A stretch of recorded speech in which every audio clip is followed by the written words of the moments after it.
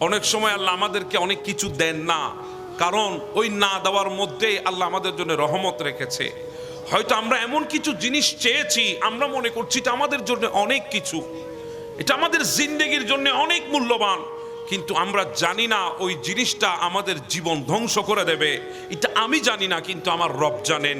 আমার রব আমাকে মোহাব্বত করে জানেন, সেজন্য আমার রব অনেক সময় আমি যা চাই, আমরা যা ফরিয়াদ করি, আপনি যা চান, এগুলো অনেক সময় আমার আল্লাহ আপনাকে দেন না।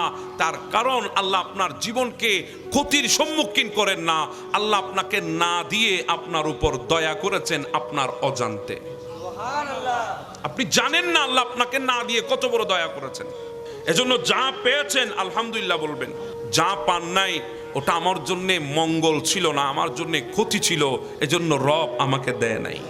পৃথিবীর বুকে মানুষ মানুষের গুনাহ নিয়ে সমালোচনা করতে ভালোবাসে, মানুষ মানুষের গুনাহ দেখিয়ে দিতে ভালোবাসে, আর আমার আল্লাহ মানুষের গুনাহ ক্ষমা করে দিতে ভালোবাসেন। সুবহানাল্লাহ।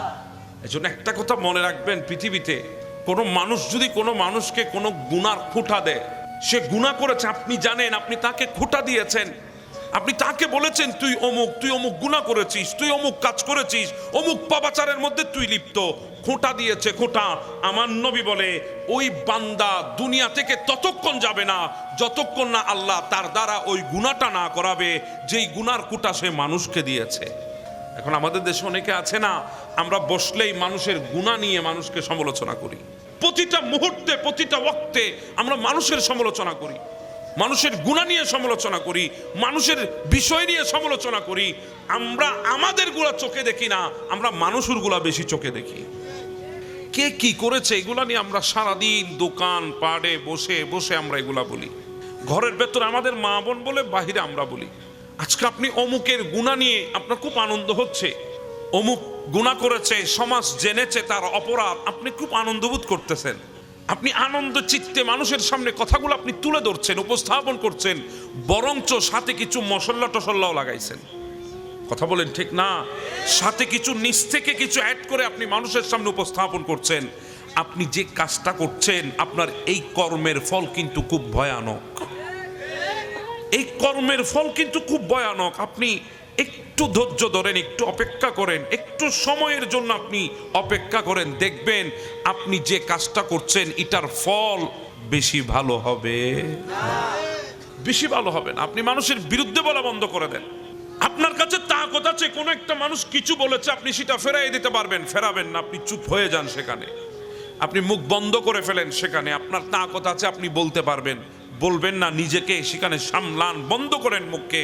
কারণ কথা বলে মানুষের হৃদয় ভাঙবেন না, আর মানুষের হৃদয় ভাঙার মতো অপরাধ পৃথিবীর বুকে আর কিছুই নাই। মানুষের হৃদয় ভেঙে দেওয়াটা বড় বাহাদুরি নয়, মানুষের হৃদয় ভেঙে দেওয়া সবচাইতে নিকৃষ্ট কাজ। এই জন্য কারোর হৃদয় ভাঙবেন না। আর যদি কারোর হৃদয় ভেঙে যায়, আমি তাদেরকে বলবো, পৃথিবীর কারো কাছে গেলেও আপনার এই ভাঙ্গা হৃদয় জোড়া লাগবে না, পৃথিবীর কাউকে বুঝাইলেও আপনার কষ্ট, এই ভাঙ্গা হৃদয় কেউ জোড়ায় লাগাতে পারবে না।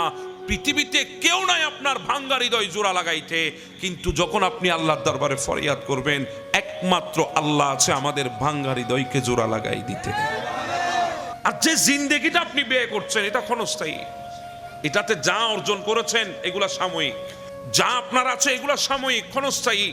ওই নদীর স্রোতের মতো আসতেছে আবার চলে যাবে, জীবনটাই জোয়ার বাটা, এসেছে চলে যাবে, হ্যাঁ চলে যেতেই হবে। দুনিয়াটা এমন, পৃথিবীর যত মায়া, পৃথিবীর যত বন্ধন, পৃথিবীর যত বন্ধু, পৃথিবীর যত আপনজন, সব এখানে রেখে আপনাকে আমাকে চলে যেতে হবে।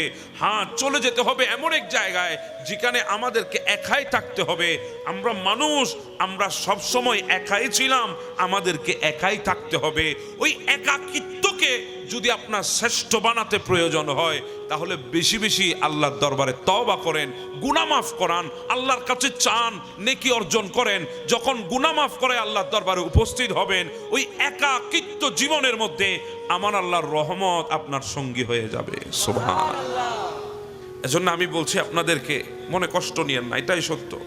আপনাকে আল্লাহ অনেক বড় মানুষ বানিয়েছে, আল্লাহ আপনাকে অনেক কিছু দিয়েছে, আপনাকে শিক্ষিত করেছে, আপনাকে প্রফেসর বানিয়েছে, ডক্টর বানিয়েছে, আপনাকে বিজ্ঞানী বানিয়েছে, কিন্তু তাই বলে আপন মানুষগুলাকে কষ্ট দেবেন না। আমাদের সমাজে দেখা যায় যারা একটা সময় চায়ের দোকানে বসে বসে বন্ধু বান্ধবের সাথে আড্ডা দিত, কথা বলতো, যখন একটু টাকা পয়সা চলে এসেছে, একটু যখন শিক্ষার কয়েকটা সার্টিফিকেট যখন তার থলেতে ঢুকেছে, সে আর গ্রামে গঞ্জে মানুষের সাথে আর কথা বলতে চায় না। কথা বলেন না ভাই, ঠিক না বেঠে? মানুষ সালাম দিলে তার সালামের উত্তরও দিতে চায় না। মানুষ কিছু বললে তার দিকে ফিরেও তাকাতে চায় না। মানুষ তার কাছে কিছু চাওয়া তো দূরের কথা, চাওয়ার আগে মুখ ফিরিয়ে সে চলে যায়। তার ভিতরে অহংকার চলে এসেছে তার শিক্ষার কারণে। সে শিক্ষিত বলে তার ভেতরে অহংকার এসেছে, সে বড় হয়েছে বলে, বড় পজিশনে গিয়েছে বলে সে আজকে মানুষজনকে ভুলে গেছে, তার পাড়া প্রতিবেশীকে ভুলে গেছে, তার ভেতরে দাম্ভিকতা কাজ করছে। আর ওই দাম্ভিকতাকে ঢাকার জন্যে নাম দিয়েছে পার্সোনালিটি, বলে এটা আমার ব্যক্তিত্ব, এটাকে বলা হয় আমার ব্যক্তিত্ব। আমি আমার ব্যক্তিত্ব বজায় রাখছি, যেখানে সেখানে কথা বলতে পারবো না, ব্যক্তিত্ব নষ্ট হয়ে যাবে। যেখানে সেখানে কারো কথার উত্তর দিতে পারবো না, ব্যক্তিত্ব নষ্ট হয়ে যাবে। কারো সাথে বসতে পারবো না, ব্যক্তিত্ব নষ্ট হয়ে যাবে। এখন আমি আপনারে বলি, পৃথিবীর বুকে আমার নবীর চাইতে বড় ব্যক্তিত্ববান আর কে ছিলেন? পৃথিবীর বুকে আমার নবীর চাইতে বড় ব্যক্তিত্ববান কে ছিলেন? হ্যাঁ, সেই নবীর কথা বলছি, যেই নবী ইশারা করলে উহুদ স্বর্ণ হয়ে নবীর কদমে আসতো। সেই নবী নিজেই মিসকিনদের কাতারে বসে আছে। মানুষের কাছে গেলে ব্যক্তিত্ব নষ্ট হয় না, মানুষের কথার উত্তর দিলে ব্যক্তিত্ব নষ্ট হয় না। হত দরিদ্র মানুষগুলা, আপন মানুষগুলাকে কাছে টেনে নিলে ব্যক্তিত্ব নষ্ট হয় না। এটা আপনার মস্তিষ্কের সমস্যা, ব্যক্তিত্বের না। কথা বলেন ঠিক না? এটা আপনার মস্তিষ্কের সমস্যা, আপনার হীন মনের পরিচয়, আপনার ন্যারো মাইন্ডের পরিচয়। এটা আপনার। অনেক মানুষ আছে দেখবেন গ্রাম থেকে গিয়েছে, বড় প্রফেসর মানুষ, বড় ব্যবসায়ী মানুষ, ফ্ল্যাটে গিয়েছে, অ্যাপার্টমেন্টে থাকে, সেখানে গ্রামের মানুষগুলা গিয়েছে, আপন মানুষগুলা ফ্ল্যাটে ওঠার অনুমতি নাই, অ্যাপার্টমেন্টে ওঠার অনুমতি নাই। পার্কিং পর্যন্ত যাবেন, পার্কিং, ঘরের পার্কিং পর্যন্ত, অ্যাপার্টমেন্টের পার্কিং পর্যন্ত দারোয়ানের রুমে সর্বোচ্চ বসতে পারবেন। অপেক্ষা করেন, সাহেব নামবে, এরপরে আপনার সাথে দেখা করবে। কথা বলেন ঠিক না ভাই? এটা কেন? বলে আমার ব্যক্তিত্ব নষ্ট হবে যদি তাকে আমি আমার ড্রয়িং রুমে বসাই, তাকে যদি আমার ঘরে জায়গা দিই, তার সাথে বসে যদি কথা বলি, আমার ব্যক্তিত্বের মধ্যে এফেক্ট পড়বে। সেজন্য আমি তার সাথে কথা বলতে পারি না, তাকে বাসায় ডাকতে পারি না, তার জন্য আমার বাসার দরজা খুলতে পারি না। এবার আমি আপনারে বলি, আপনার কোন ব্যক্তিত্বের কথা আপনি আমারে শোনাচ্ছেন? কিছু সার্টিফিকেটের অর্জন করেছেন বলে আপনার কাছে ব্যক্তিত্ব এসেছে, কয়েকটা টাকা এসেছে বলে ব্যক্তিত্ব এসেছে, কয়েকটা গাড়ি বাড়ির মালিক হয়েছেন বলে আপনার কাছে ব্যক্তিত্ব চলে এসেছে। অথচ জানেন না আপনার ওই ব্যক্তিত্ব কদ্দূর জানেন? আপনাকে শুয়ে থাকতে হবে ওই গোরস্থানে মাটির উপরে, সেখানে বেড বিছানা দেবে না, সেখানে কোনো ব্যক্তিত্ববান চলে না, সেখানে একমাত্র আল্লাহর দরবারে মকবুল হওয়াই চলে। কথা বলেন ঠিক না বেঠে? আপনি কোন ব্যক্তিত্বের কথা শোনাচ্ছেন মানুষকে? নিজের ভেতরে অহংকার নিয়ে বসে আছেন, অহংকারকে ধামা চাপা দেওয়ার জন্য মানুষকে বলছেন এটা ব্যক্তিত্বের বিষয়। আপনি মানুষের কাছে আসার চেষ্টা করেন, মানুষকে ভালোবাসার চেষ্টা করেন, মানুষের পাশে বসার চেষ্টা করেন। একটা কথা মনে রাখবেন, আমরা যখন দুনিয়া থেকে যাব, যাদেরকে আমরা বন্ধু হিসাবে বানিয়েছি, বন্ধু আছে না? আমরা টাকা দেখে বন্ধু বানাই, এখন আমরা ইজ্জত সম্মান দেখে বন্ধু বানাই, আমার সাথে যাই কিনা সেটা দেখার পরে বন্ধু বানাই, আত্মীয় স্বজন করি আমার সাথে যাই কিনা, তার অবস্থান আমার বরাবর কিনা সেটা দেখে আত্মীয়তা করি। আপনি যাদেরকে আত্মীয় বানিয়েছেন আপনার সমপর্যায়ের মনে করে, একদিন আপনি যখন দুনিয়া থেকে চলে যাবেন, যাদের জন্য আপনার ড্রয়িং রুমটা ওপেন ছিল, ডাইনিং টেবিলে খানা বরাদ্দ ছিল, ওই মানুষগুলো আসবে না আপনাকে দেখার জন্য, আসলেও আসবে জানাজার মাঠ পর্যন্ত। আর যে মানুষগুলোর জন্য আপনার ড্রয়িং রুমের দরজা বন্ধ ছিল, ঘরের চৌকাঠ পর্যন্ত তাদের জায়গা ছিল, রাস্তায় দেখা হলে এতটুকু কথা সেরে দ্রুত চলে যেতেন, ওই মানুষটা দৌড় দিয়ে যাবে আপনার কবর খনন করার জন্যে, ওই মানুষটাই যাবে আপনাকে গোসল দেওয়ার জন্যে, ওই মানুষটাই যাবে আপনাকে কাফন দেওয়ার জন্যে। আপনার বড় বন্ধু ওই জানাজার মাঠ পর্যন্ত, আর ওই গরিব মানুষটা, ওই ফকির মানুষটা, আপনার প্রতিবেশীটা, আপনার আত্মীয়টা আপনাকে কবরে না নামানো পর্যন্ত পাশে দাঁড়িয়ে থাকবে। আপনি তো এখনো মানুষ চিনেন নাই। চেহারা দেখে মানুষ চেনা যায় না। যদি চেহারা দেখে মানুষ চেনা যেত, তাহলে কখনো কোনো মানুষের কাছ থেকে কষ্ট পেত না। কথা বলেন ঠিক না? চেহারা দেখে মানুষ চিনতে পারবেন না। কারণ মানুষের কয় রূপ আছে এটা আল্লাহ ছাড়া আর কেউ জানে না। মানুষের যখন অকাত থাকে না তখন এক রূপ, মানুষের অকাত যদি চলে আসে রূপ পাল্টাই গেছে। যখন মানুষ ক্ষমতার বাহিরে ছিল এক রূপ, ক্ষমতা পাইলে রূপ পাল্টাই গেছে। আমাদের হৃদয় এতটা শক্ত হয়ে গেছে, জানাজার মাঠে এসেও আমরা মিথ্যা চাকতে পারি নাই। কথা বলেন ঠিক না? আপনি একবার চিন্তা করেন, কোন গুনাহটা আপনার থেকে বেশি হয়? কোন গুনাহটা হয় বেশি? সবচেয়ে গুনাহ কোনটা আপনি করেন? একবার আপনি চিন্তা করেন, 24টা ঘন্টা আপনি গুনাহ করেন, সেটা কোনটা? সেটা হচ্ছে মিথ্যা। সেটা কি? মিথ্যা। আপনি অযথা মিথ্যা বলেন, হাঁটতে বসতে মিথ্যা বলেন, চলতে ফিরতে মিথ্যা বলেন, মিথ্যা ছাড়া একটা জুবানও খালি নাই। কথা বলেন ঠিক না? পারলেও মিথ্যা, না পারলেও মিথ্যা। এই জন্য এক বান্দা এসেছে আমার নবীর দরবারে, ইয়া রাসূলুল্লাহ, আমি শরাব খাবো, আমি জেনা করব, আমি চুরি করব, এই 3টা শর্ত যদি মেনে নেন আমি কলমা পড়বো। এই 3টা শর্ত মানলে আমি কি পড়বো? কলমা পড়বো। আমরা যদি হইতাম তাহলে একবার তারা সাহেল হইতাম না? আমার নবী বলছে ঠিক আছে, তোমার 3টা শর্ত আমি মেনেছি, তুমি আমার একটা শর্ত মানো। বলি ইয়া রাসূলুল্লাহ বলেন না। বলে জিন্দেগিতে মিথ্যা বলবা না। কি বলবা না? মিথ্যা। সে বলে মিথ্যা বলবো না, অসুবিধা কি? মিথ্যাই তো, বলবো না। 3টা যখন আমি পাচ্ছি তো একটা দিতে অসুবিধা কি? ঠিক আছে আমি মিথ্যা বলবো না। আমার নবী কলমা পড়ালেন, সে চলে গেল।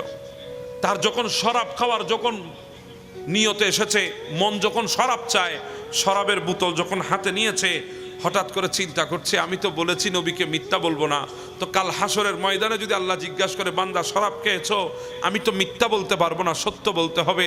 কিয়ামতের অসংখ্য নবীর উম্মতরা থাকবে, সত্য বলার কারণে আমি তো লজ্জিত হয়ে যাব। না না, আমি তো আর ওই বান্দাগুলার সামনে লজ্জিত হতে পারবো না, আমি আর শরাবের বোতলের দিকে হাত বাড়াবো না। এই বলে সেখান থেকে চলে এসেছে। যখন জানা করতে মন চেয়েছে, জানা করতে গিয়েছে, হঠাৎ করে মনে পড়ে আল্লাহ যদি জিজ্ঞাসা করে বান্দা জানা করেছো, আমাকে তো সত্য বলতে হবে, আমি নবীর কাছে ওয়াদাবদ্ধ, আর যদি সত্য বলি আমাকে লজ্জিত হতে হবে। হ্যাঁ, হাসরের ময়দানে এত মানুষের সামনে আমি লজ্জিত হতে পারবো না, আমি জানা করব না, জানা ছেড়ে দিলাম। ওখান থেকে এসেছে চুরি করবে বলে, যখন চুরি করতে গেল, বলে আল্লাহ যদি জিজ্ঞাসা করে কিয়ামতের ময়দানে বান্দা চুরি করেছো, মিথ্যা বলতে পারবো না, সত্য বলতে হবে, সত্য বললে লজ্জিত হতে হবে, আমি কেমনে লজ্জিত হব? আর চুরি করব না। দৌড় দিয়ে নবীর দরবার এসেছে, বলি ইয়া রাসূলুল্লাহ বুঝি নাই, মনে করেছিলাম জিতে গেছি, 3টা তো পেয়ে গেলাম, মদও খাবো, জেনাও করব, চুরিও করব, মনে করেছিলাম পেয়ে গেছি, কিন্তু আপনি যে একটা শর্ত দিয়ে আমার হাত পা বেঁধে দিয়েছেন সেটা আমি বুঝতে পারি নাই। ইয়া রাসূলুল্লাহ আমাকে ক্ষমা করে দিন, বিনা শর্তে আমি আপনার কাছে কলমা পড়তে চলে এসেছি। সুবহানাল্লাহ। এজন্য গুনার সবচাইতে বড় মাধ্যম হচ্ছে মিথ্যা। গুনার সবচাইতে বড় মাধ্যম কি? মিথ্যা। এটা মুনাফিকের 3টা আলামতের প্রথম আলামত হচ্ছে মিথ্যা বলা। কি বলা? মিথ্যা বলা। কথা বলতে গেলে কি বলবে? মিথ্যা বলবে। আমরা যখন কথা বলতে বলতে মিথ্যা, অযথা কোনো কাজ নাই, একজন আরেকজন সাথে শুধু শুধু মিথ্যা, আছে না নেই? এজন্য মিথ্যা পরিহার করবেন। মিথ্যা কি করবেন? পরিহার করবেন। তো নবী বলেছেন জানাজার মাঠে গিয়েছো, গোসল হয়েছে, মইয়তের কাফন হয়েছে, জানাজা দিয়ে কি করে দাও? দাফন করে দাও। দেরি করা যাবে? সেদিন কোনো নেতা বলবে না, সেদিন ইমাম বলবে। কে বলবে? ইমাম বলবে। নেতার কাজ জানাজার মাঠে না, জানাজার মাঠে আলেম উলামার কাজ। কথা বলেন ঠিক না বেঠে? তুমি ভালো করে নিয়তটাও বলতে পারো না, তোমার যদি জানাজার নিয়ত বলতে দিই, তুমি আজরাইলের সাথে কয়েকবার সাক্ষাৎ করিবা, তুমি জানাজার নিয়তটা জানো না, তুমি এসেছো জানাজার মাঠে মানুষকে নসিহত করতে। বলেন না ভাই, আমি কি ভুল বলছি? এটা আপনারা রাগ হয়ে গেলেন আমার কথা। আমি কি ভুল বলতেছি? ঘন্টার পর ঘন্টা বক্তব্য দিচ্ছে, ঘন্টার পর ঘন্টা মইয়তকে সামনে নিয়ে। আমার নবী আমাদেরকে কি বলেছেন, আমরা কি করতেছি? তা আজকে আমরা নবীর কথা না মানার কারণে আমরা লাঞ্ছিত না হয়ে পৃথিবীতে আর কে লাঞ্ছিত হবে? সেজন্য আপনাদেরকে বলছি, কয়টা কাজ দ্রুত করব? তওবা দ্রুত করব, গুনাহ হলে তওবা দ্রুত করব, কন্যা সন্তান যদি উপযুক্ত হয় দ্রুত বিবাহের ব্যবস্থা করব, এরপরে হচ্ছে যদি জানাজার মাঠে উপস্থিত হয় দ্রুত জানাজা দিয়ে দাফন করব। 3টা কাজ আজকে থেকে পারবো তো ইনশাআল্লাহ? আল্লাহ আমাদেরকে বোঝার তৌফিক দান করে দিক। যারা তওবা করে আল্লাহ তাদেরকে মহাব্বত করেন, ভালোবাসেন, এজন্য বেশি বেশি তওবা করার চেষ্টা করবেন। কারণ যেই সুযোগ আল্লাহ আমাদেরকে দান করেছেন, অন্যান্য পয়গম্বরের কোন নবীর উম্মতকে আল্লাহ সুযোগ দেন নাই। হ্যাঁ, তওবা ওনাদের বেলায়ও ছিল, কিন্তু ওনাদের বেলার সিস্টেম আর আমাদের সিস্টেমের মধ্যে তফাৎ অনেক আছে। এখন যদি বলেন হুজুর কেমন তফাৎ, আপনি আর আমি তওবা করছি এতটুকু। তওবা শব্দের অর্থ হচ্ছে অনুশোচনা বুঝ জেগে ওঠা, ফিরে আসা, আল্লাহর দরবারে হাত তুলে বলা, মাওলা গুনাহ করেছি মাফ করে দাও, মাওলা অপরাধ করেছি মাফ করে দাও, আত্মসমর্পণ করা, এটাকে বলা হয় তওবা। অন্যান্য নবীর উম্মতের যুগেও তওবা ছিল, কিন্তু বিধানের মধ্যে একটু বেশ কম ছিল। অন্য নবীর উম্মতের তওবার বিধান এমন ছিল, ইনারা যখন গুনাহ করতেন তওবার বিধান ছিল এমন, ইনাদেরকে অন্ধকার কামরার ভেতরে ঢুকাইয়ে দেওয়া হতো, আর সেখানে ধারালো অস্ত্র তুলে দেওয়া হতো, একজন আরেকজনকে কাটতো, যে কাটতো তার তওবাও কবুল হতো, যে কাটা যেত তার তওবাও কবুল হতো। এই কথা যখন আল্লাহ আমার নবীকে শোনালেন, আমার নবী সিজদায় পড়ে গেলেন। আল্লাহ, পৃথিবীর বুকে 63 বছরের জিন্দেগি কাটিয়েছি, হায়াত কাটিয়েছি, দুনিয়া কাটিয়েছি। আল্লাহ কেউ জানুক আর না জানুক, আল্লাহ তুমি বেহতর জানো। যেই উম্মতগুলার জন্যে আমি নবী কেমন ছিলাম তুমি ভালোই জানো। আল্লাহ, আমি যখন খানায়ে কাবার সামনে সিজদায় পড়েছি, উতবা সাইবা যখন নারী বুড়ি এনে আমার গর্দানার উপরে চাপিয়ে দিয়েছে, উটের রক্ত এনে চর্বি এনে আমার মাথার উপরে চাপিয়ে দিয়েছে, আল্লাহ আল্লাহ, আমি সিজদা তুলতে পারছিলাম না। তারা আমার পেছনের জামা ধরে টেনেছে, আমার জুব্বা ছিঁড়ে দিয়েছে, আমার কলিজার টুকরা ফাতেমা দেখেছে, দৌড় দিয়ে এসে আমার পিঠের উপর থেকে নারী বুড়ি সরিয়েছে, রক্ত আর চর্বি সরিয়েছে, মাথা মোবারক তুললাম, চেহারা রক্তাক্ত হলো, আমার কলিজার টুকরা ফাতেমা দেখে চোখের পানি ছেড়ে দিয়েছে। হায় আল্লাহ, হায় আল্লাহ, ফাতেমার ওই চোখের পানি আমার চোখে পানি আনতে পারে নাই, উটের নারী বুড়ির কষ্ট আমার চোখে পানি আনতে পারে নাই। আল্লাহ, এই আমার আত্মীয় স্বজনরা আমাকে বলেছে তাব্বাত লাকা ইয়া মুহাম্মদ। আল্লাহ, এই কষ্ট আমার চোখের পানি আনতে পারে নাই। শিয়াবি আবি তালেবের মধ্যে আমাকে বন্দি করে রেখেছে, আমার রসদ সামগ্রী বন্ধ করে দিয়েছে, কুদার জ্বালায় গাছের পাতা চাবিয়ে চাবিয়ে খেয়েছি, ওই কষ্ট আমার চোখের পানি আনতে পারে নাই। আল্লাহ, আমি তাইফের দিকে চলে গেছি, তাইফ বাসী আরো মারাত্মক ছিল। আমি যখন জমিন দিয়ে হাঁটতাম তারা কাঁটা বিছিয়ে দিত, কাঁটা আমার কদমে লাগতো, আমি কষ্ট পেতাম, ওই কষ্ট আমার চোখের পানি আনতে পারে নাই। আমি যখন হাঁটতাম মজনুন বলে বলে চিকন চিকন পাথর মেরেছে, পাথরগুলা শরীরে যখন গেঁথে গেছে, যখন পাথর তুলতে গেলাম হুলকি দিয়ে রক্ত বের হয়েছে, ওই রক্ত আমার চোখের পানি আনতে পারে নাই। আল্লাহ, আমি যখন তাইফের জমিনের দিয়ে হাঁটতাম, আমার কদম যখন জমিনের উপরে রাখতাম, আমার কদমের উপরে তারা পাথর মারতো, একটা কদম যখন থেতলায় যেত, আমি ওই কদমটা বটে নিয়ে এক কদমের উপরে দাঁড়িয়ে থাকতাম, ওই কদমের উপরে পাথর মারতো, ওই কদমটাও যখন আমি বটে নিয়ে হাঁটু গেড়ে যখন জমিনে বসতাম, তারা এসে আমার কলার ধরে একবার উপরে তুলেছে, আবার নিচে ফেলেছে, ওই কষ্ট আমার চোখের পানি আনতে পারে নাই। আল্লাহ, তুমি বলেছো মক্কা ছেড়ে দিতে, আল্লাহ তুমি বলেছো আমাকে আমার মায়ের ভিটা ছেড়ে দিতে, বাবার ভিটা ছেড়ে দিতে, মা বাবার ঘর ছেড়ে দিতে, মক্কা ছেড়ে দিতে, আমার জন্মভূমি ছেড়ে দিতে। আল্লাহ, ছেড়ে দিয়েছি, মদিনায় চলে গিয়েছি, কিন্তু ছেড়ে দেওয়ার কষ্ট আমার চোখের পানি আনতে পারে নাই। আল্লাহ, উহুদের ময়দানে গেলাম, আমার চোখের সামনে আমার কলিজার টুকরা চাচা আমির হামজা, যিনি আমার জন্য ফিদা ছিলেন, আমার জন্য কুরবান ছিলেন, তাকে এক টুকরা দুই টুকরা না 700 টুকরা করেছে, হিন্দা কলিজা চাবিয়ে খেয়েছে আমার সামনে। কষ্ট আমার দিলে এসেছে, চোখের পানি আনতে পারে নাই। তারা আমার মাথার উপরে পরা যুদ্ধের লোহার টুপি ভেঙে দিয়ে আমার মাথার ভিতরে ঢুকাইয়ে দিয়েছে, ওই টুপির লোহার টুকরো মাথার ভেতরে ঢুকে আমার যন্ত্রণা এসেছে, দন্দন শহীদ করেছে, রক্ত বের হয়েছে, কষ্ট লেগেছে দিলে, চোখের পানি তারা আমাকে আনতে পারে নাই। খন্দকের ময়দানে ক্ষুধার জ্বালা সহ্য করতে না পেরে পেটে পাথর বেঁধেছি, ওই ক্ষুধার কষ্ট আমার চোখের পানি আনতে পারে নাই।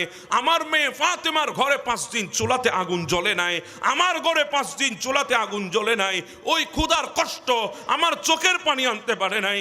আল্লাহ, 63 বছরের হায়াত, 63 বছরের দুনিয়া, 63 বছরের জিন্দেগি, অনেক কষ্ট পেয়েছি, ওই কষ্ট আমার চোখের পানি আনতে পারে নাই, ওই কষ্ট আমার চোখের পানি বের করতে পারে নাই। কিন্তু আল্লাহ যখনই রব্বি আবলি উম্মতি বলেছি, রব্বি রব্বি লিগফির লিকওমি বলেছি, আল্লাহ ওই মুহূর্তে আমার চোখের পানি আর ধরে রাখতে পারি নাই। যেই উম্মতগুলোর জন্য চোখের পানি ফেলে ফেলে কেঁদেছি, ওই উম্মতকে তওবার বিধানের নামে আল্লাহ কাটতে বলবো, এটা আমি সহ্য করতে পারবো না। আল্লাহ আমার উম্মতের তওবার বিধান পাল্টিয়ে দাও। আল্লাহ বলে কেমন চান আপনি বলেন, আমি পাল্টাবো। আমার নবী বলে না না আমি বলবো না, আপনি যেভাবে চান সেভাবে পাল্টান। আল্লাহ বলেন নবী তাহলে বলেই দিলাম, আপনার উম্মত পাহাড় পরিমাণ গুনাহ করুক, আপনার উম্মত সমুদ্রের পানি পরিমাণ গুনাহ করুক, আপনার উম্মত আসমান পরিমাণ গুনাহ করুক, আর গুনাহ করার পর যখন হাত তুলে বলবে আল্লাহ আমি গুনাহগার, আর আপনি যখন মদিনা থেকে হাত তুলে বলবেন উম্মত আমার, আমি আল্লাহ বলে দিলাম লাওয়াজ্জাদুল্লাহ তাওয়াবার রহিমা, আমি তওবা কবুলকারী হয়ে গেছি। সুবহানাল্লাহ।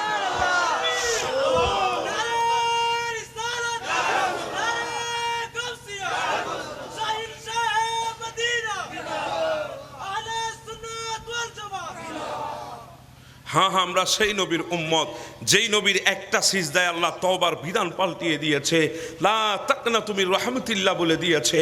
আমরা সেই নবীর উম্মত যেই নবীর সিজদার বদৌলতে আজকে তওবা পেয়েছি। তওবা কেমন তওবা জানেন?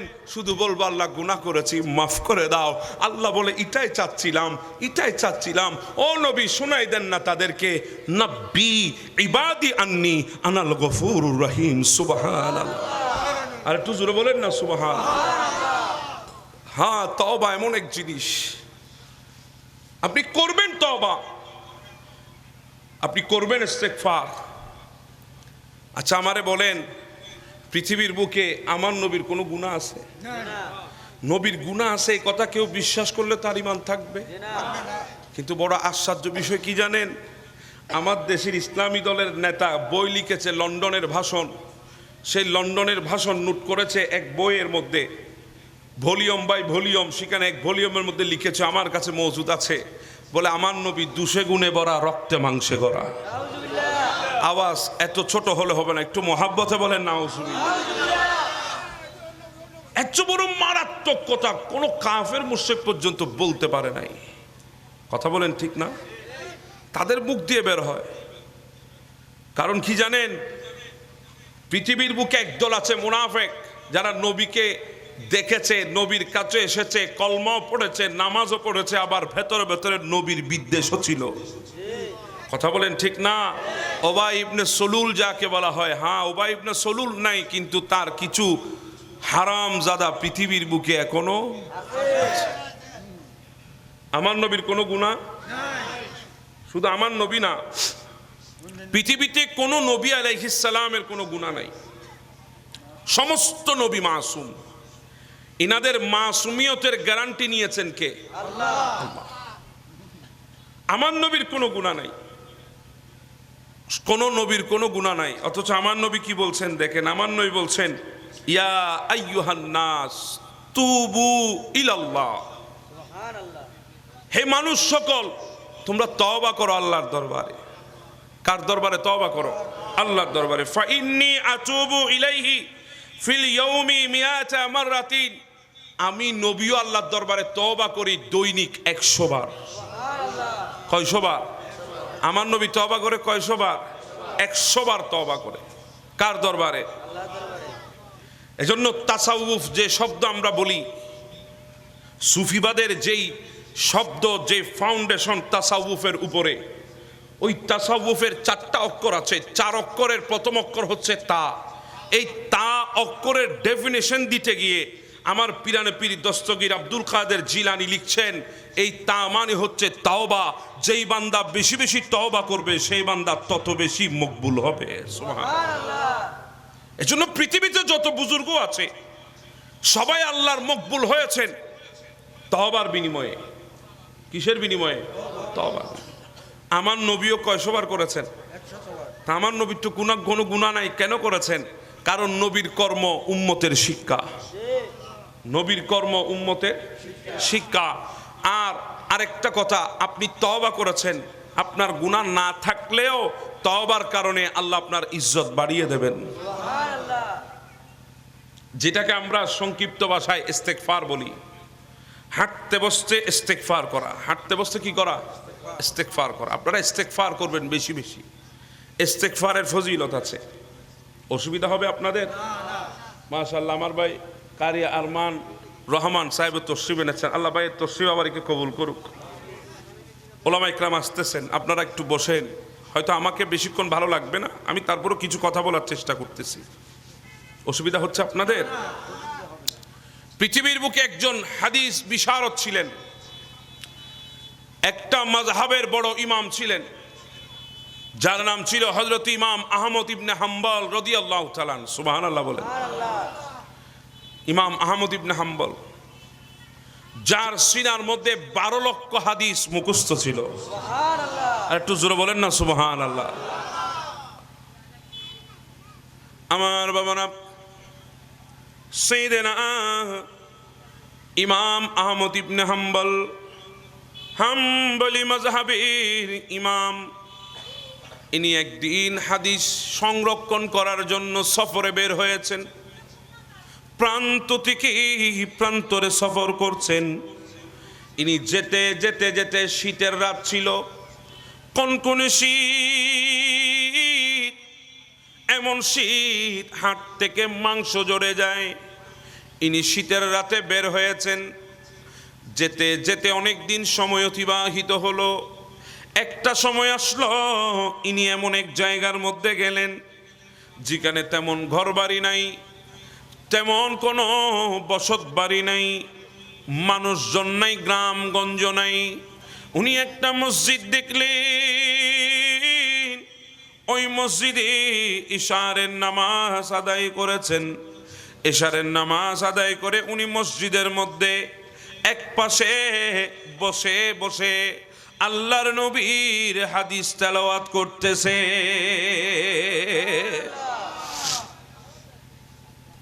এইভাবে যখন উনি হাদিস তেলাওয়াত করছেন, মসজিদের যিনি দায়িত্বরত ছিলেন উনি এসে বলে, আল্লাহর বান্দা, রাত্রিবেলা মসজিদে কাটানো যাবে না, কর্তৃপক্ষের নিষেধ আছে, আপনাকে দয়া করে মসজিদ থেকে চলে যেতে হবে।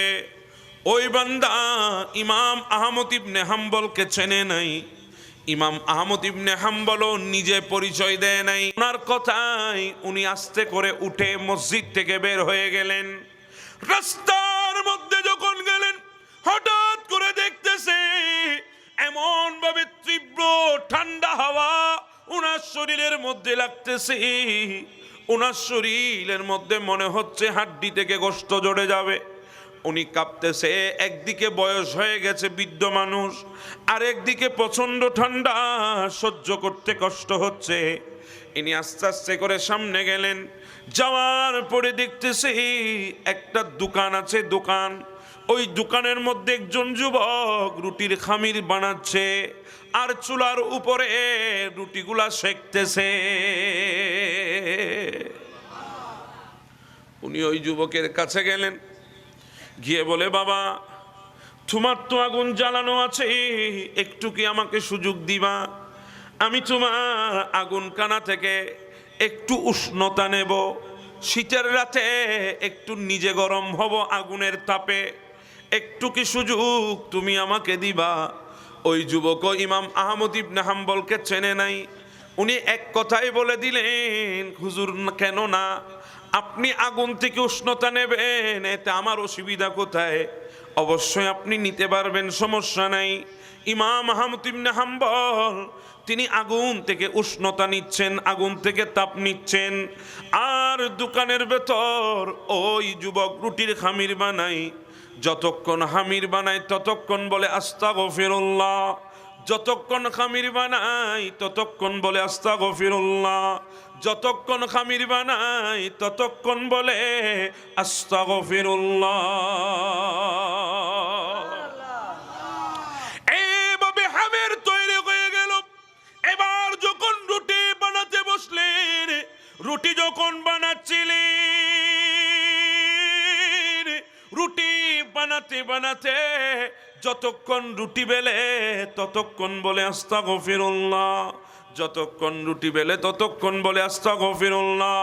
ইমাম আহমদ ইবনে হাম্বল তাকিয়ে আছে, কিরে বাবা, রুটির খামিরও শেষ হয় না, তার আস্তাগফিরুল্লাহ বন্ধ হয় না, রুটি বেলাও শেষ হয় না, তার আস্তাগফিরুল্লাহ বন্ধ হয় না। এটা কেন করছে, সে কি জন্য করছে জানতে হবে। ইমাম আহমদ ইবনে হাম্বল চুপ করে বসে আছে। ওই ছেলেটা আগুনের কাছে এসে রুটি যখন সেকা আরম্ভ করেছে, প্রত্যেকটা রুটি সেকে আর আস্তাগফিরুল্লাহ বলে। ইমাম আহমদ ইবনে হাম্বল বলছে, বাবা রাগ করবেন, একটা প্রশ্ন করব। বলে হুজুর করেন। বাবা, তুমি রুটির খামির বানাতে গিয়েছো, আস্তাগফিরুল্লাহ জুবান থেকে ফেলছো না। রুটি তুমি বেলা শুরু করেছো, ওখানেও আস্তাগফিরুল্লাহ জুবান থেকে ফেলো নাই। এখন রুটি সেকছ, ওখানে আস্তাগফিরুল্লাহ জুবান থেকে ফেলছো না, কারণ কি?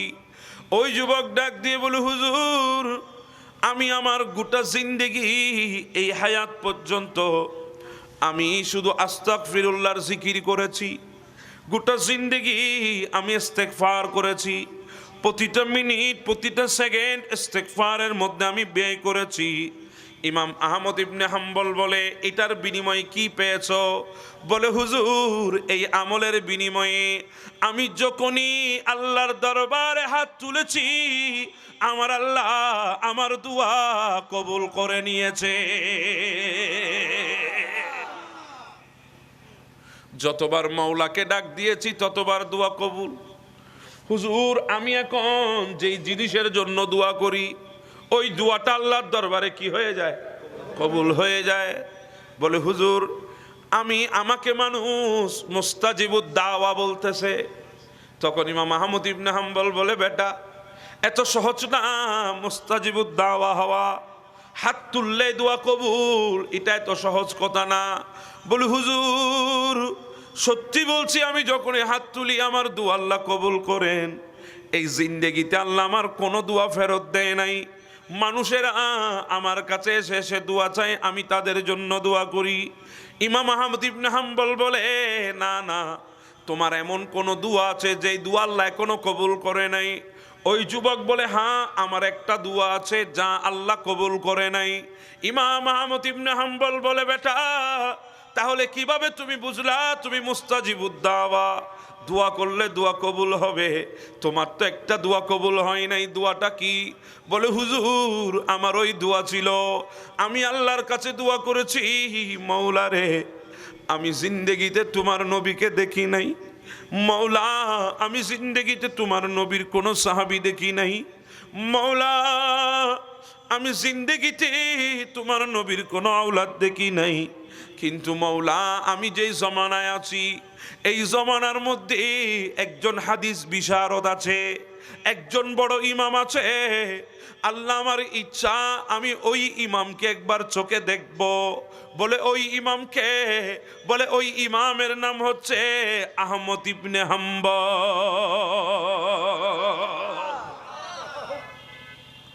ওই ইমাম হচ্ছে আহমদ ইবনে, অসুবিধা হচ্ছে মনে হয় আপনাদের, ওই ইমাম হচ্ছে ইমাম আহমদ ইবনে হাম্বল। আমার গোটা জিন্দেগির চাহ, আমার গোটা জিন্দেগির ইচ্ছা আমি ইমাম আহমদ ইবনে হাম্বলকে একটু দেখব, ইমাম আহমদ ইবনে হাম্বলের একটু জিয়ারত করব।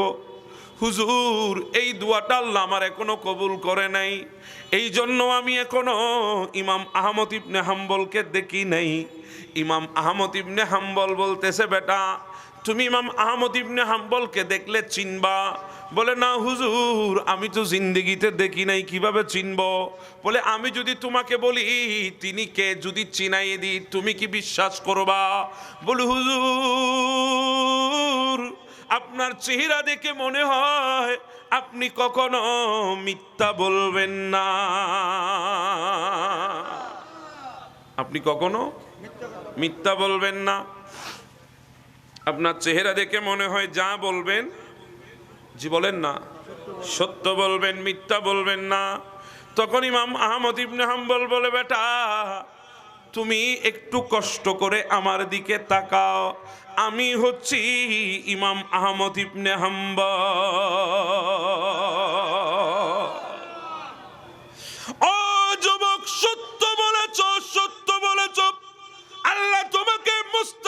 দাওয়া হিসেবে কবুল করেছি। তোমার ইস্তিগফারের আমল এত বেশি আল্লাহর দরবারে কবুল হয়েছে, তুমি যার জন্য দোয়া করবা, যেই জিনিসের জন্য দোয়া করবা, আল্লাহ তোমার ওই দোয়া কবুল করবে। আল্লাহু আকবার।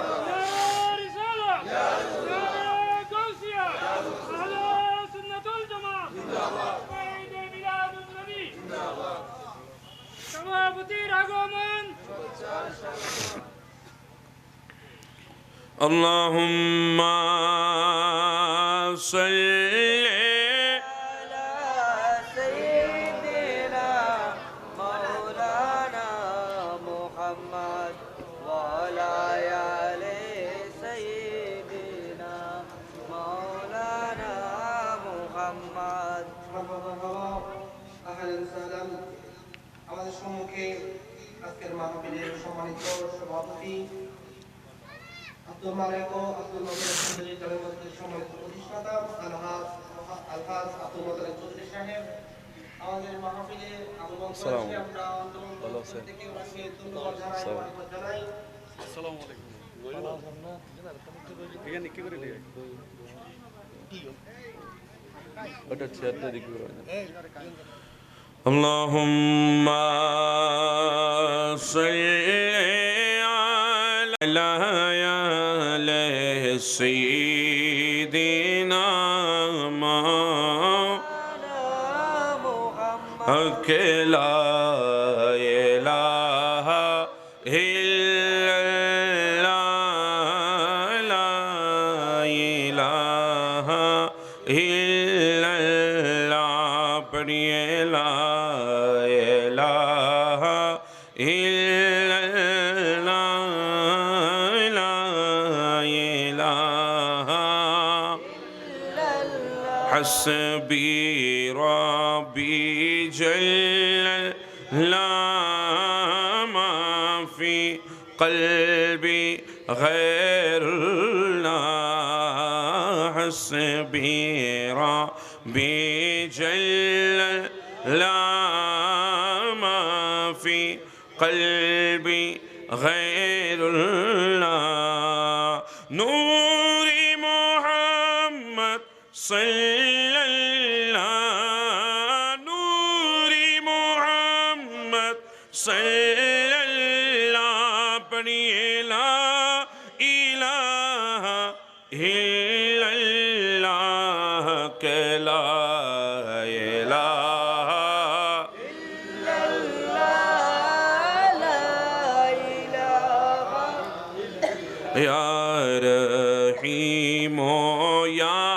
الله يا رحمن يا الله يا رحيم يا الله يا رحمن يا الله يا كريم يا الله يا كريم يا الله پڑھیے لا إله إلا الله کہ لا إله إلا الله لا إله پڑھیے لا إله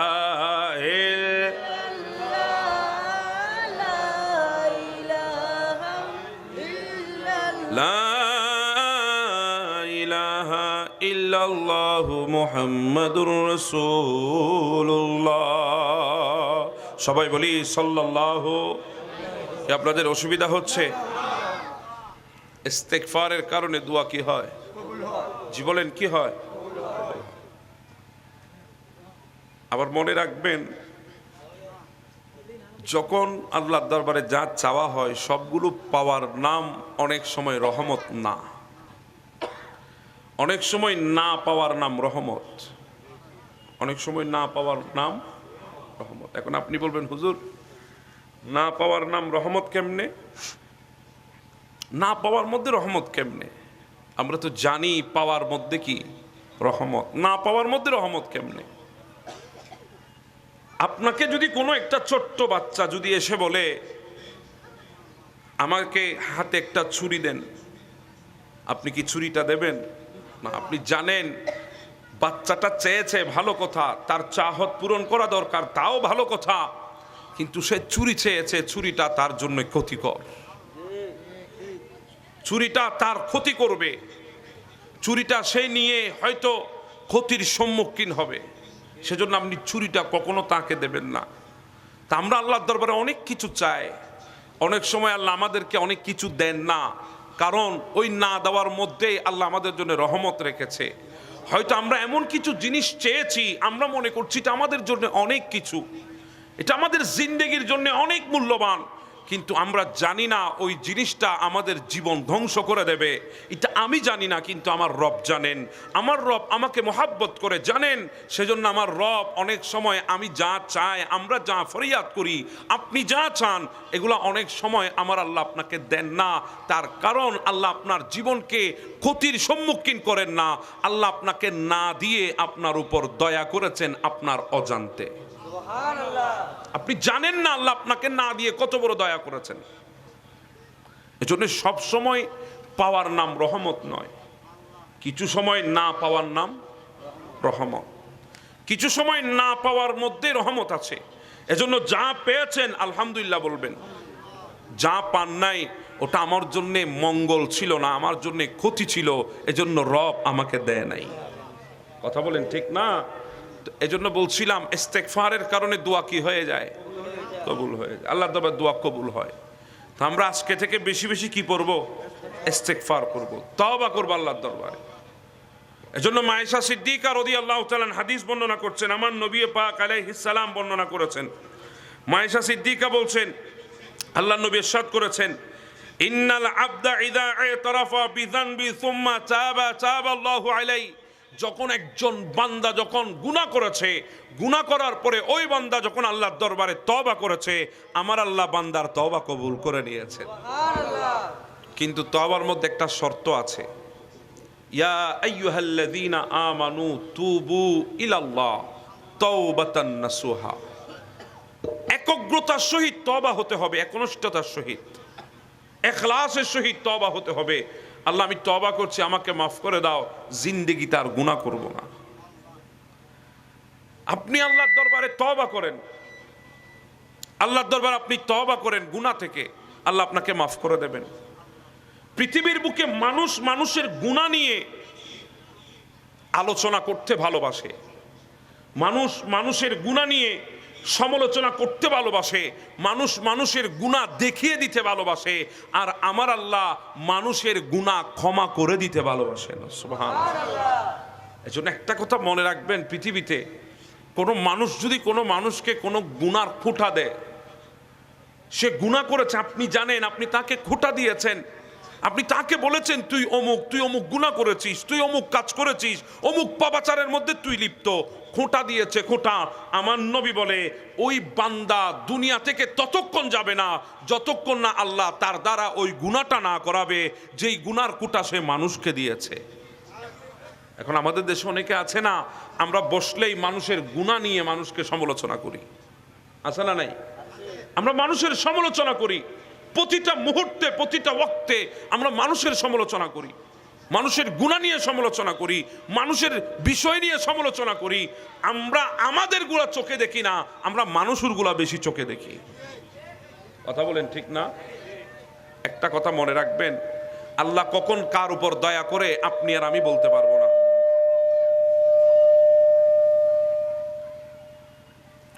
আল্লাহুম্মা সাল্লি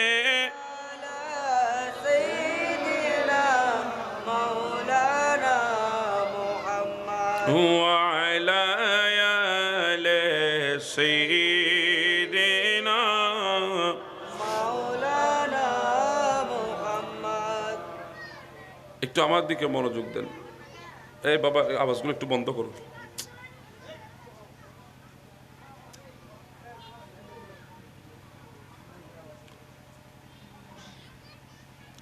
বাবা আমি একটা কথা বলতেছি, একটা আন্দাজে আমি কথা বলতেছি, এভাবে পাশে যদি এবার সেট টক হয় আমার বারবার কথার আন্দাজটা নড়ে যাচ্ছে। আমি কথা আপনাদের অনেক কষ্ট করে বলতেছি, বিশ্বাস করেন অনেক কষ্ট করে কথাগুলো বলতেছি, কারণ আমি এখানে এসেছি আপনাদেরকে কিছুক্ষণ ছোট্ট শোনা আমি চলে যাবো, এই জন্য আমি আসি নাই, কিছু আপনাদেরকে দেওয়ার চেষ্টা করতেছি, একটু আপনারা কষ্ট করে শোনার চেষ্টা করুন। তোমার মাইকটা তো ডিস্টার্ব করে গেল।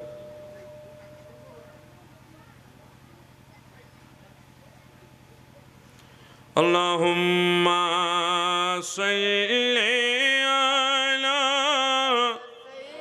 سيدنا مولانا محمد ওয়া আলা আলি সাইয়্যিদ سيدنا مولانا محمد আল্লাহুম্মা সাল্লি سيدنا مولانا محمد ওয়া আলা আলি সাইয়্যিদ مولانا محمد একটু আমাকে সময় দেন, আমি বেশিক্ষণ আর সময় নেব না। আওয়াজগুলো আবার কি হলো? হ্যাঁ রে বাপ রে বাপ, এই এটা আগের মতো করো, এটা আগের মতো করো। আল্লাহুম্মা সাল্লি আলা سيدنا مولانا محمد ওয়া আলা আলি সাইয়্যিদিনা। مولانا محمد একটু আমার দিকে আপনারা নজর দেন। আমি আপনাদেরকে আগে বলেছি আমি বেশিক্ষণ কষ্ট আপনাদেরকে দেব না। আমরা মানুষের গুনাহ নিয়ে সমালোচনা করি প্রত্যেকটা ওয়াক্তে। আওয়াজটা কি হয়েছে?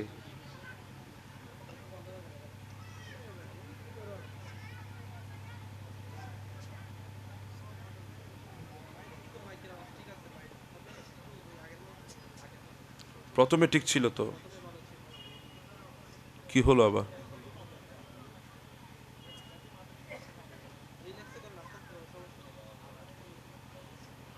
আল্লাহুম্মা সাল্লি আলা سيدنا مولانا محمد ওয়া আলা আলি সাইয়্যিদিনা। مولانا محمد কোথায় রইলেন মায়ার নবী, আমাদের কি ছাড়িয়া, আপনি বিনে কি লাভ হবে এ ধরাতে থাকিয়া। আল্লাহুম্মা সাল্লি سيدنا مولانا محمد ওয়া আলা আলি সাইয়্যিদ। سيدنا مولانا একটা কথা বলি, পৃথিবীর বুকে একজন সুফি ছিলেন, নাম ছিল মালিক বিন দিনার আলাইহি রাহমা। অনেক বড় একজন আবেদ ছিলেন। তো ইনি প্রাথমিক যুগে এমনটা ছিলেন না।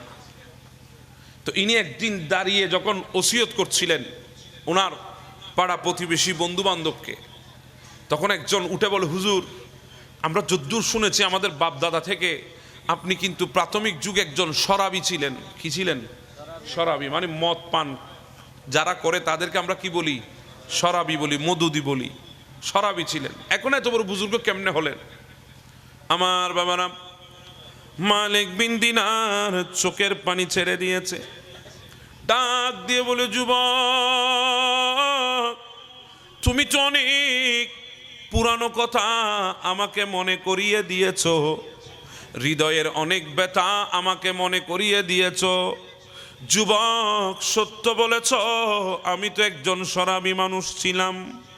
যুবক একদিন আমি শবে বরাতের রাতে আমি যখন আমার ঘরের দিকে আসছিলাম, প্রত্যেক দিন রাতে আমার একটা করে শরাবের বোতল প্রয়োজন হতো। একটা শরাবের বোতল যদি না হতো আমার রাত কাটতো না। আমি একদিন শবে বরাতের রাতে যখন আমার ঘরে যাচ্ছিলাম, দেখতেছি দোকানপাট সবগুলা বন্ধ হয়ে গেছে। মানুষ সবাই ব্যবসা বাণিজ্য ছেড়ে আল্লাহর দরবারে উপস্থিত হয়েছে, দোকানপাট বন্ধ করে দিয়েছে। আমি অনেক কষ্ট করে একজন দোকানদারকে ডেকে দোকান খুলে একটা শরাবের বোতল নিয়েছি। শরাবের বোতলটা নিয়ে ঘরে গেলাম, দেখতেছি আমার বিবি আল্লাহর দরবারে ইবাদত করতেছে। আমি আমার বিবিকে বিরক্ত করি নাই, বিবিকে ডাক দিই নাই, বিবি ইবাদতে রত আছে। আমি আস্তে করে ভেতরের কামরার মধ্যে চলে গেলাম, টেবিলের উপরে শরাবের বোতলখানা রাখলাম। আমার ছোট 3 বছরের একটা মেয়ে আছে, কলিজার টুকুরা, সেদিক ওদিক দৌড়াদৌড়ি করতেছে। হঠাৎ করে টেবিলটা তার পায়ের সাথে লেগে বোতলটা মাটিতে পড়ার সাথে সাথে ভেঙে গেছে। আর শরাব মাটিতে পড়তে না পড়তে মাটি সবগুলো চষে নিয়েছে। আমার ভেতরে রাগ চলে এসেছে, কারণ জিন্দেগিতে আমি রাত অতিবাহিত করি নাই শরাব ছাড়া। আজকে এত কষ্ট করে মানুষকে দোকান খুলে শরাবের বোতল নিয়েছি, ওই বোতলটাও ভেঙে দিয়েছে মেয়ে। রাগ এসেছে, রাগান্বিত হয়ে গেলাম, কিন্তু কলিজার টুকরা মেয়ে, কিছু তো বলতেও পারছি না। আমি রাগ করে আবার শুয়ে গেছি বিছানায়, ঘুমাই গেলাম। এইভাবে একটা বছর অতিবাহিত হয়ে গেছে। পরের বছর আবার যখন শবে বরাত আসলো, আমি এবার তাড়াহুড়া করে ঘরের মধ্যে চলে আসলাম। দোকান থেকে আগে ভাগেই আমি একটা শরাবের বোতল কিনে নিলাম। ঘরে এসে শরাবের বোতলখানা টেবিলের উপরে রাখলাম। আর যখন শরাবের বোতল টেবিলের উপর রাখি, আমার চোখ বেয়ে বেয়ে পানি পড়া আরম্ভ করেছে। আমার হৃদয়টা ফেটে যেতে লাগলো, কারণ গত বছর যে মেয়ের পায়ের সাথে লেগে শরাবের বোতল ভেঙে গিয়েছে, ওই মেয়েটা 3 মাস আগে দুনিয়া থেকে চলে গেছে। হঠাৎ করে মেয়ের কথা মনে পড়ে গেল। ওই মেয়ের কথা মনে পড়তে না পড়তে আমার দিলের মধ্যে একটা মোচড় দিয়ে আমার চোখের পানি আসা আরম্ভ করেছে।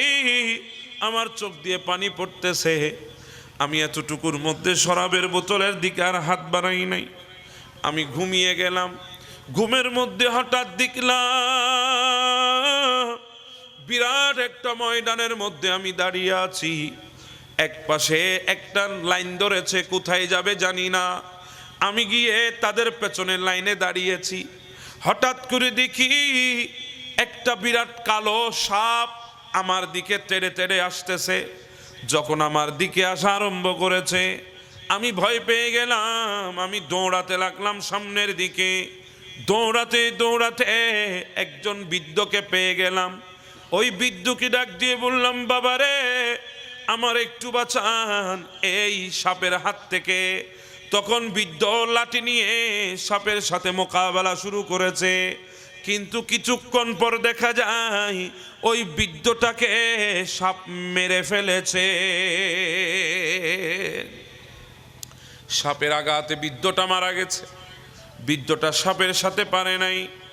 আমি এটা দেখে আরো ঘাবড়ে গেলাম। আমি সামনের দিকে দৌড়াতে লাগলাম। সাপটাও পেছনে পেছনে দৌড়ানো শুরু করেছে। যেতে যেতে বিরাট একটা রাজপ্রাসাদের সামনে গিয়ে আমি উপস্থিত হলাম। একটা গেট ছিল, গেটের সামনে গেলাম। দারোয়ান দাঁড়ানো ছিল। দারোয়ানকে বললাম, আমাকে একটু ঢুকান না, একটু আমাকে বাঁচান না। দারোয়ান বলে, না না, সংরক্ষিত এলাকা, সবাই ঢুকতে পারবে না। যাদের পারমিশন আছে তারা ঢুকতে পারবে। তোমার কি পারমিশন আছে? বলে, না না, আমার তো পারমিশন নাই। বলে, তুমি ঢুকতে পারবে না। ও দারোয়ান, সাপ আমাকে তাড়া করেছে, একটু আমারে বাঁচাও না। দারোয়ান বলে, না, ঢুকতে দেওয়া যাবে না। এই কথা বলতে যখন কথা কাটাকাটি হলো, ওই দারোয়ান আমাকে একটা ধাক্কা দিয়েছে, আমি পড়ে গেলাম। হঠাৎ করে দেখি একটা ছোট্ট মেয়ে ওই রাজপ্রাসাদের ভেতর থেকে দৌড় দিয়ে আমাকে এসে জড়িয়ে ধরেছে। আমি তার চেহারাটা দেখার জন্য চাইলাম, দেখতেছি এটা কোনো সাধারণ মেয়ে না, অন্য কোনো মেয়ে না, এটা আমার কলিজার টুকরা মেয়ে।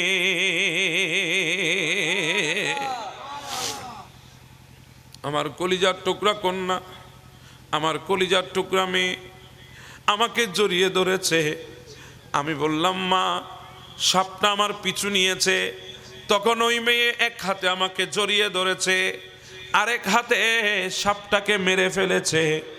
আমি বললাম, মা, তোমার ভেতরে এত সাহস শক্তি কোত্থেকে আসলো? বলে, বাবা, এটা তো দুনিয়া না, আমরা যেখানে আছি এটা কিয়ামতের ময়দান। আর যেই সাপটা তোমার পেছনে নিয়েছে এটা তোমার গুনাহ, যেই গুনাহগুলা করতে করতে এত বেশি হয়ে গেছে, কিয়ামতের ময়দানে ওই গুনাহগুলো বিরাট সাপ হয়ে গেছে, ওই সাপটা তোমাকে মারার জন্য আসতেছে। বলে, মা, একজন বৃদ্ধকেও মেরেছে। বলে, বাবা, ওই বৃদ্ধটা কোনো মানুষ নয়, ওই বৃদ্ধটা হলো তোমার নেক আমল। তোমার আমল এত কম ছিল, তোমার নেকি এত স্বল্প ছিল, তোমার নেকি দুর্বল ছিল, এই জন্য তোমার গুনাহ তোমার নেকিকে মেরে ফেলেছে। এই কথা বলতে না বলতে জিজ্ঞাসা করলাম, মা, তুমি কোত্থেকে বের হয়েছো বলো না?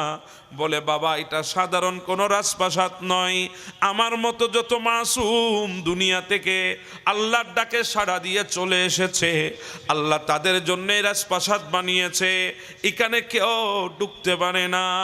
এই কথা শুনতে দেরি, আমার ঘুম ভাঙতে দেরি হয় নাই, আমার হৃদয়ের মধ্যে কম্পন সৃষ্টি হতে দেরি হয় নাই। সাথে সাথে আমি জায়নামাজে বসে গেলাম, হাত তুলে দিলাম, মাওলা, জিন্দেগিতে গুনাহ করব না, আল্লাহ তওবা করতেছি, আল্লাহ মাফ করে দাও, জিন্দেগিতে আর গুনাহ করব না। এইভাবে যখন তওবা করা শুরু করলাম, হঠাৎ একদিন আমার কানে আওয়াজ আসতেছে, আল্লাহর বান্দারে, আল্লাহ তোমার গুনাহ মাফ করে দিয়েছে।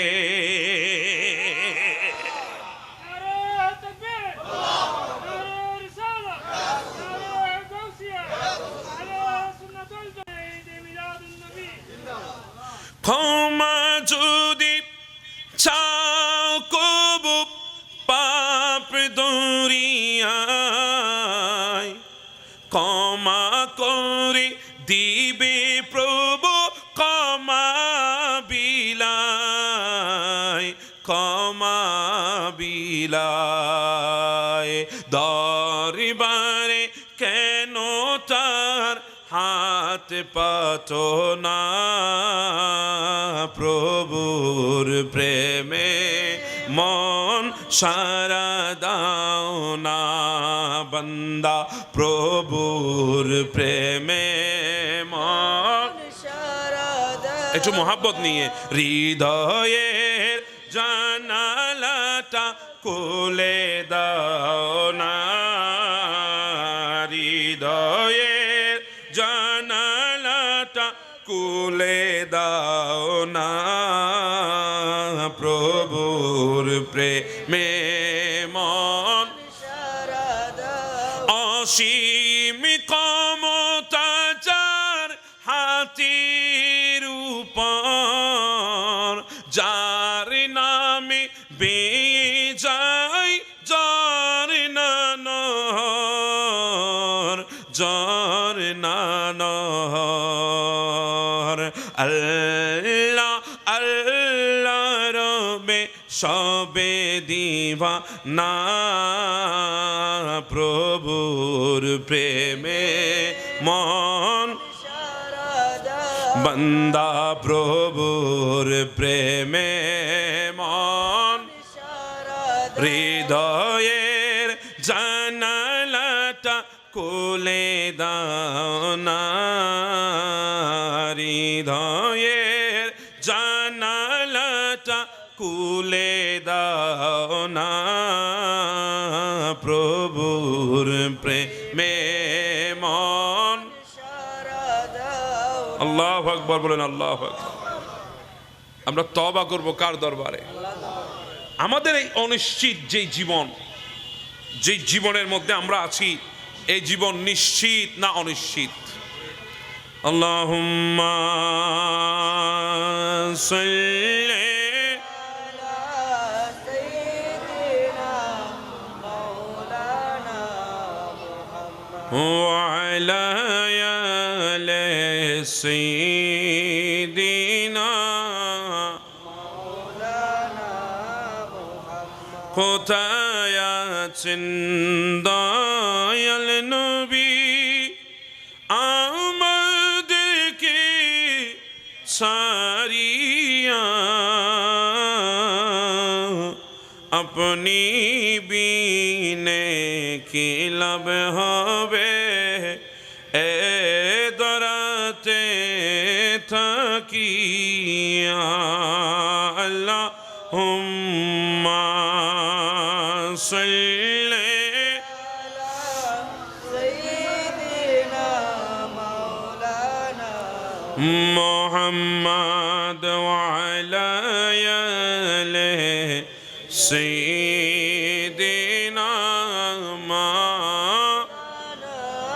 মুহাম্মদ। অসুবিধা হচ্ছে আপনাদের? একটু আমার দিকে। আমাদের এই যে জিন্দেগির মধ্যে আমরা আছি, এটা নিশ্চিত না অনিশ্চিত? জি বলেন, নিশ্চিত না অনিশ্চিত? এই অনিশ্চিত জীবনে সবচাইতে নিশ্চিত হচ্ছে মৃত্যু। কথা বলেন ঠিক না? এই অনিশ্চিত জীবনে সবচাইতে নিশ্চিত হচ্ছে মৃত্যু। মৃত্যু আমাদের জন্য নিশ্চিত, এটা আপনি মানেন আর না মানেন। এই মৃত্যু আমাদের জন্য নিশ্চিত, আর এই মৃত্যুর সম্মুখীন হওয়ার আগে আমাদের উচিত আমাদেরকে পরিবর্তন করা। কথা বলেন ঠিক না বেঠে? আমাদের উচিত আমাদেরকে শুধরানো, কারণ এই নিশ্চিত মৃত্যুর সামনে আমাদেরকে একদিন না একদিন যেতেই হবে। কারণ আমার আল্লাহ বলছেন ওয়াজাআত সাকারাতুল মাউতি বিল হক, মৃত্যু অবশ্যই অবশ্যই আসবে, এটা আমরা চাই কিংবা না চাই। কথা বলেন ঠিক না? আমরা চাইলেও আসবে, না চাইলেও আসবে। এজন্য আমাদেরকে মৃত্যুর জন্য প্রস্তুতি গ্রহণ করা দরকার। আর এই মৃত্যুর প্রস্তুতি হচ্ছে আমরা বেশি বেশি আল্লাহর দরবারে তওবা করব। কার দরবারে তওবা করব? আল্লাহর দরবারে তওবা করব, বেশি বেশি তওবা করব। আল্লাহ আমাদেরকে তওবা করার তৌফিক দান করে দিক। সালাতুন ইয়া রাসূলুল্লাহ। সালাম ইয়া হাবিবাল্লাহ আলাইহি সালাতুন ইয়া রাসূলুল্লাহ আলাইকুম। সালাম ইয়া হাবিবাল্লাহ আলাইহি ऐसी कुदरत ने तेरी सूरत सवारी या रसूल,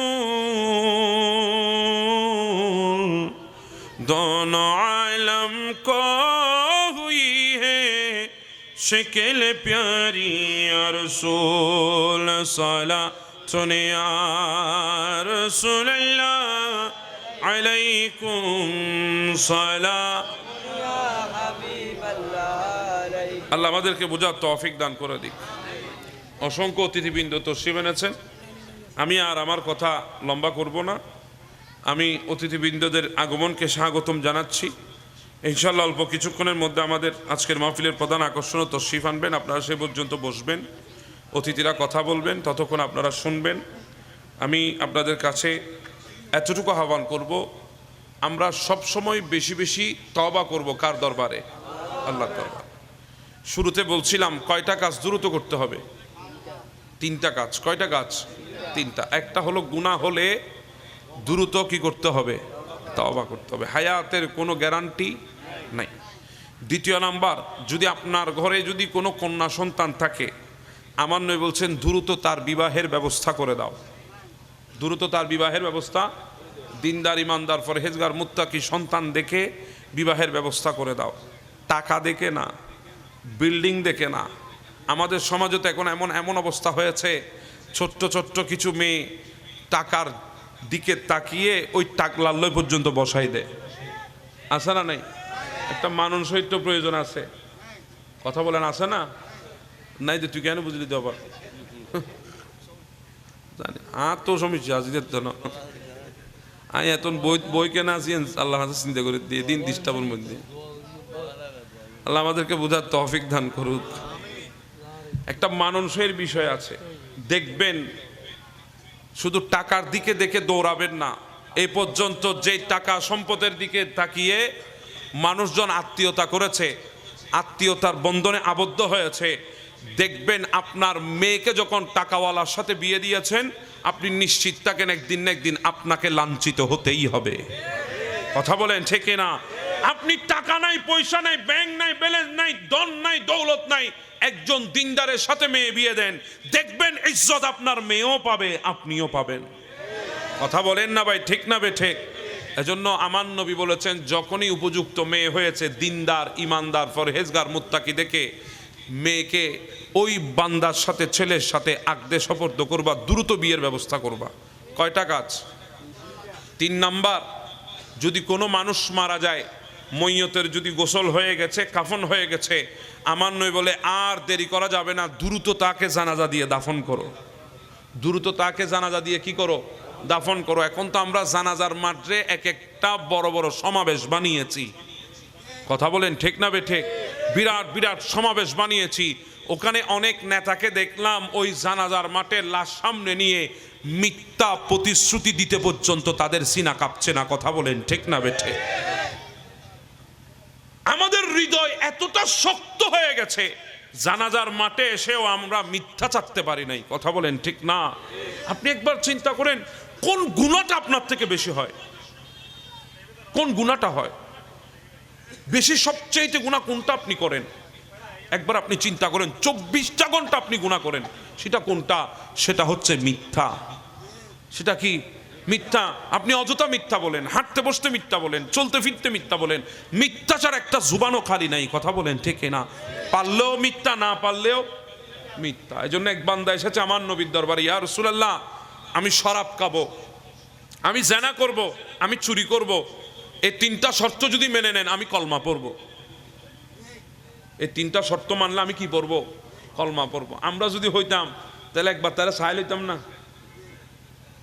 আমার নবী বলছে, ঠিক আছে, তোমার 3টা শর্ত আমি মেনেছি, তুমি আমার একটা শর্ত মানো। বলি, ইয়া রাসূলুল্লাহ বলেন না। বলে, জিন্দেগিতে মিথ্যা বলবা না।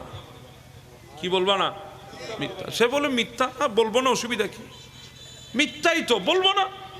3টা যখন আমি পাচ্ছি তো একটা দিতে অসুবিধা কি? ঠিক আছে, আমি মিথ্যা বলবো না। আমার নবী কলমা পড়ালেন, সে চলে গেল। তার যখন শরাব খাওয়ার যখন নিয়তে এসেছে, মন যখন শরাব চায়, শরাবের বোতল যখন হাতে নিয়েছে, হঠাৎ করে চিন্তা করছে, আমি তো বলেছি নবীকে মিথ্যা বলবো না, তো কাল হাসরের ময়দানে যদি আল্লাহ জিজ্ঞাসা করে, বান্দা শরাব খেয়েছো? আমি তো মিথ্যা বলতে পারবো না, সত্য বলতে হবে। কিয়ামতের অসংখ্য নবীর উম্মতরা থাকবে, সত্য বলার কারণে আমি তো লজ্জিত হয়ে যাব। না না, আমি তো আর ওই বান্দাগুলার সামনে লজ্জিত হতে পারবো না, আমি আর শরাবের বোতলের দিকে হাত বাড়াবো না। এই বলে সেখান থেকে চলে এসেছে। যখন জানা করতে মন চেয়েছে, জানা করতে গিয়েছে, হঠাৎ করে মনে পড়ে, আল্লাহ যদি জিজ্ঞাসা করে, বান্দা জানা করেছো?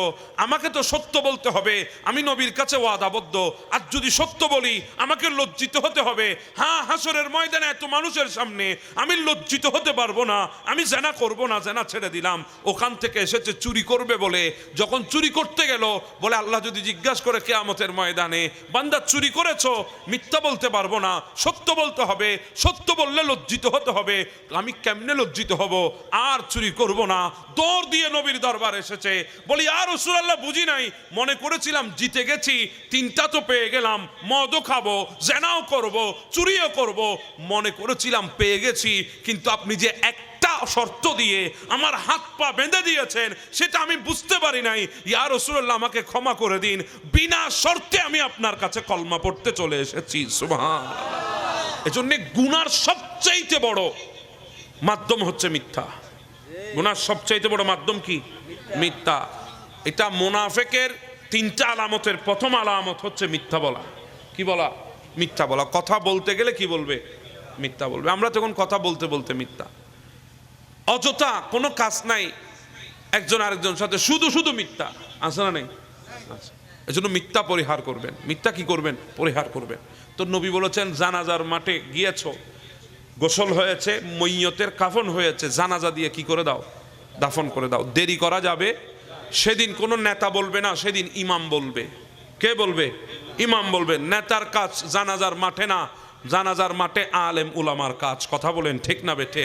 তুমি ভালো করে নিয়তটাও বলতে পারো না, তোমার যদি জানাজার নিয়ত বলতে দিই, তুমি আজরাইলের সাথে কয়েকবার সাক্ষাৎ করিবা? তুমি জানাজার নিয়তটা জানো না, তুমি এসেছো জানাজার মাঠে মানুষকে নসিহত করতে। জি বলেন না ভাই, আমি কি ভুল বলছি? এটা আপনারা রাগ হয়ে গেলেন আমার কথা। আমি কি ভুল বলতেছি? ঘন্টার পর ঘন্টা বক্তব্য দিচ্ছে, ঘন্টার পর ঘন্টা মইয়তকে সামনে নিয়ে। আমার নবী আমাদেরকে কি বলেছেন, আমরা কি করতেছি? তা আজকে আমরা নবীর কথা না মানার কারণে আমরা লাঞ্ছিত না হয়ে পৃথিবীতে আর কে লাঞ্ছিত হবে? সেজন্য আপনাদেরকে বলছি, কয়টা কাজ দ্রুত করব? তওবা দ্রুত করব, গুনাহ হলে তওবা দ্রুত করব, কন্যা সন্তান যদি উপযুক্ত হয় দ্রুত বিবাহের ব্যবস্থা করব, এরপরে হচ্ছে যদি জানাজার মাঠে উপস্থিত হয় দ্রুত জানাজা দিয়ে দাফন করব। তিনটা কাজ আজকে থেকে পারবো তো ইনশাআল্লাহ? আল্লাহ আমাদেরকে বোঝার তৌফিক দান করে দিক। আজকের ভাইয়েরা যারা অক্লান্ত পরিশ্রম করে আজকের মাহফিল সাজিয়েছেন, ভাইদের এই অক্লান্ত পরিশ্রমকে আল্লাহ কবুল আর মঞ্জুর করুক। আল্লাহ পাক এই